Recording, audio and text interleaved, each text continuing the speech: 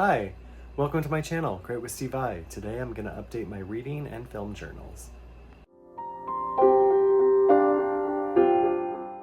So today we're going to update my reading and my film journals. So we're going to start with my reading journal, and I'm going to kind of tell you a little bit about what I have read since the last time. I was just putting the covers on and then figured I'd go back and tell you, but I decided I'm going to wait and glue them in as I go. But I have not told you about this one, An Unfinished Story by Boo Walker.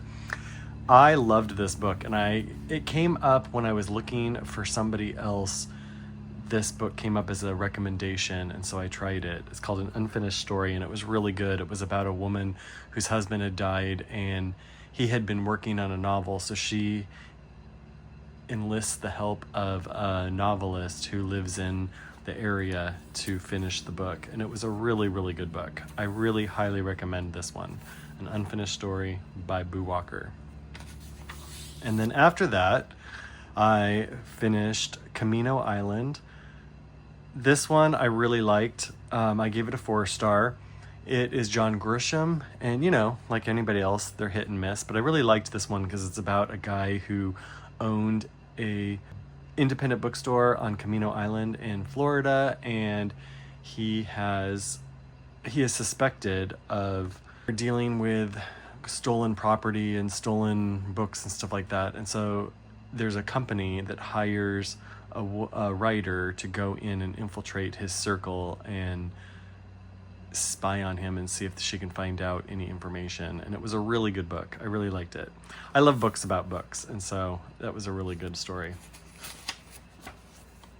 So on my trip to Friday Harbor, I stopped by Griffin Bay Books, and then I also stopped by Serendipity.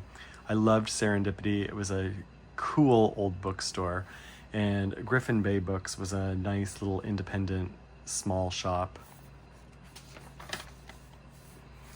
So then I finished a book called The Printed Letter Bookshop, and that was a really good story about a woman whose aunt passes away and leaves her bookshop called The Printed Letter Bookshop. It's an independent bookshop, and so it's from the perspective of the niece and then the two workers who work at the shop, and it's just such a good story. I really, really liked it a lot.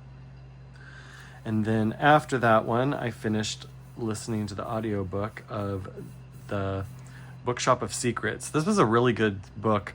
It takes place during World War II in Lisbon, Portugal, and it's really good. I highly recommend it, about a woman who helps in the resistance. And then the next book was called The Midnight Library by Matt Haig. I gave this a 4-star. It was good. I really liked it.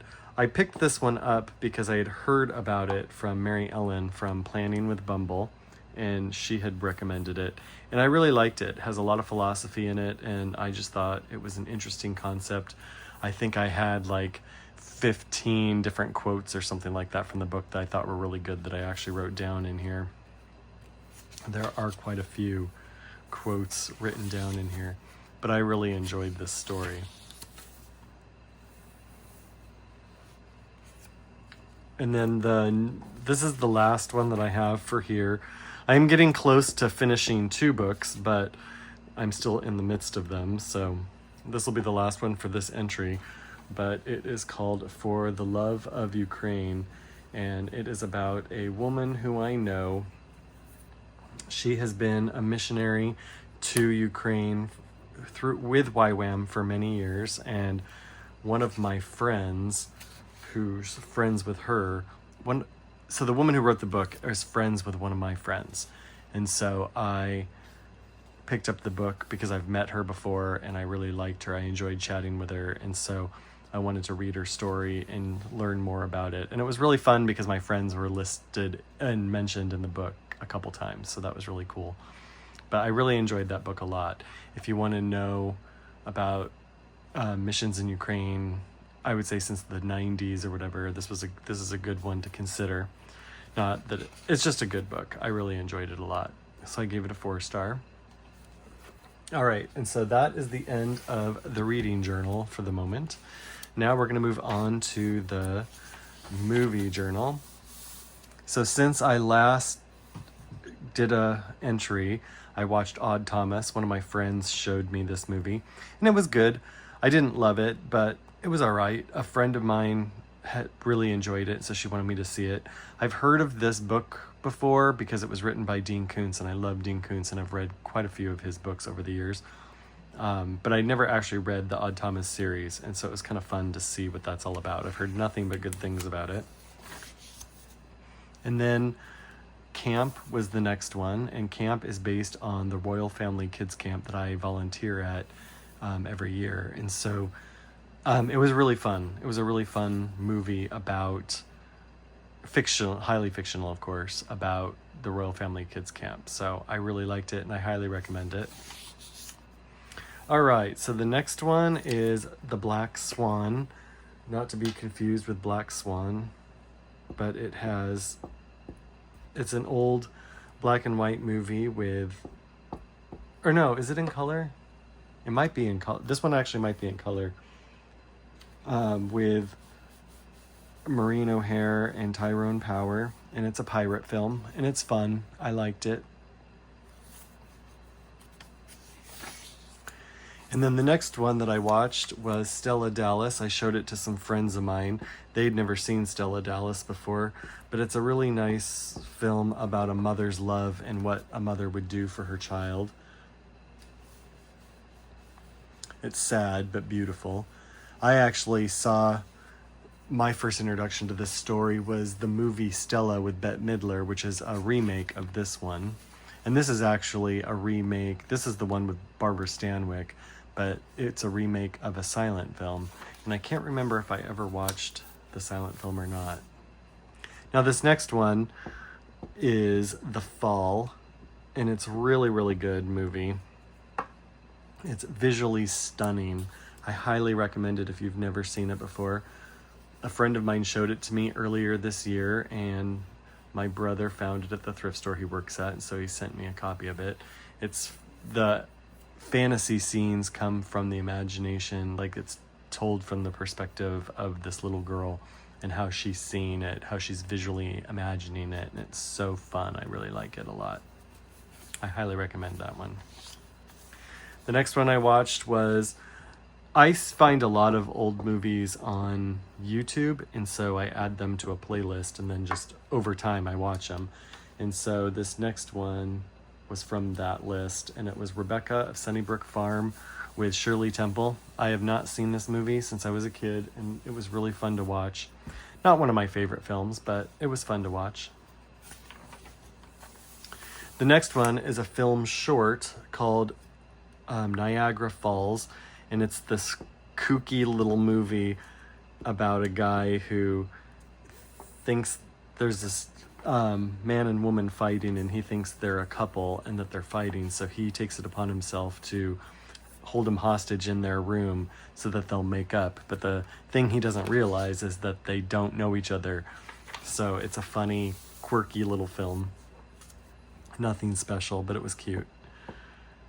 And then the next one is called The Reckless Moment, and it has James Mason and Joan Bennett and Geraldine Brooks. And it's about what a mother would do for her daughter. Like, she's trying to protect her daughter, and she's afraid of what scandal could happen to her daughter. She was seeing a guy who was bad news, and so she told him to leave her alone, and he shows up at her house, and then the next morning he's found dead on their property. So she takes it upon herself to get rid of the body and stuff, which creates problems and stuff.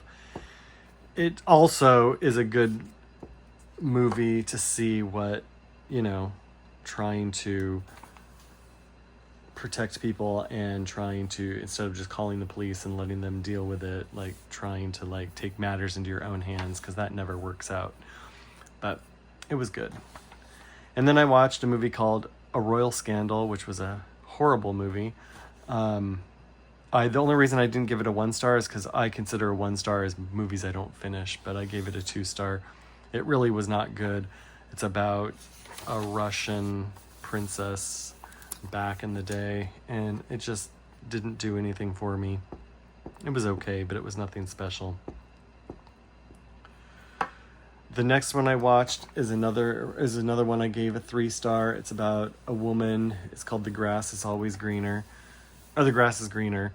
And it's about a woman who is hit on by an American. He's visiting England and he hits on her even though he knows she's married. And so she kind of runs away with him for a while and her husband's trying to get her back. And I gave it a 3-star. It wasn't really anything special. I did want to see it because it had Deborah Kerr and Cary Grant, and I love both of them, so I wanted to watch it. This next one I watched, I found available for free to watch on YouTube, and it's called Troop Beverly Hills with Shelley Long. Such a silly film. I have not seen that movie since, gosh, I can't even remember the last time I watched that movie, and it's silly, and I don't know if I'll ever watch it again, but it was free and I decided to watch it. So I gave it a 3-star. I probably won't watch it again. Then this next one is called A Night to Remember, and it's got Brian Aherne and Loretta Young, and it's about a couple who move into this downstairs apartment, and then there's all this secrets and drama going on inside the building, inside the complex. And it was cute, nothing special. And then I watched the Minecraft movie, which I'm kind of like embarrassed to admit that I actually watched the Minecraft movie. But what's funny is so many little kids, when they meet me and they find out my name is Steve, they're like, from Minecraft? They always say that, like from Minecraft. And so I wanted to watch Minecraft because I wanted to know, kind of get an idea of what the heck is Minecraft. I've heard of it, but I didn't really know much about it, so we watched it. I gave it a 2-star, and the only reason I gave it a 2-star instead of a 1-star was because of Jennifer Coolidge. She is hilarious as always, and she didn't disappoint in this movie. Then the next movie I watched was Heidi. Now this is being watched over like a few weeks, you know what I'm saying? Like even a month. I can't remember when the last one was. It's not like I'm watching all of these in like a week or something like that. It's been a while. But I watched Heidi with Shirley Temple. I had not seen this movie since I was a kid, and I gave it a 3-star. It's okay. I don't really love it. And so, yeah, I remember liking it when I was a kid, but it just didn't really do much for me. And then not too long ago, I showed Guest Wife to my friends. We get together for classic movies on Saturdays when we're able to. And the last time we got together, I showed them Guest Wife, and it has Claudette Colbert and what's his name, Don Amici, and it was really cute. It's really fun. It's one that I found on YouTube, so if you want to watch it, you can find it on YouTube. And it's worth watching. The more I see of Claudette Colbert, the more I realize I really like her. She's really funny. And then the next movie was actually one that I watched last weekend. It's called Dreamboat. It's a really not very good film. It has Clifton Webb and Ginger Rogers, and it's about a guy who used to be a silent film actor, and now he's a very serious professor, and a TV show is showing his old films, and people at the school discover that he was that actor, and he's embarrassed and he wants them to take it off, so he goes to New York to try to stop them from showing his movies. And it's silly, but I didn't really care much for it. And then this last film that I watched, I just showed to a friend of mine. Was it last night? No, sorry. I don't know, a couple nights ago, we watched a movie called Austenland, and it's a really fun movie. If you've never seen it, it's about a girl who's obsessed with Jane Austen, and so she spends her life savings to go to a Jane Austen immersive experience, and It's such a fun, quirky little movie, and I love quirky movies, and so I really like it a lot. And I love Jane Austen, so I like it a lot. And it has Jennifer Coolidge, who I absolutely love. She is the comic relief for sure.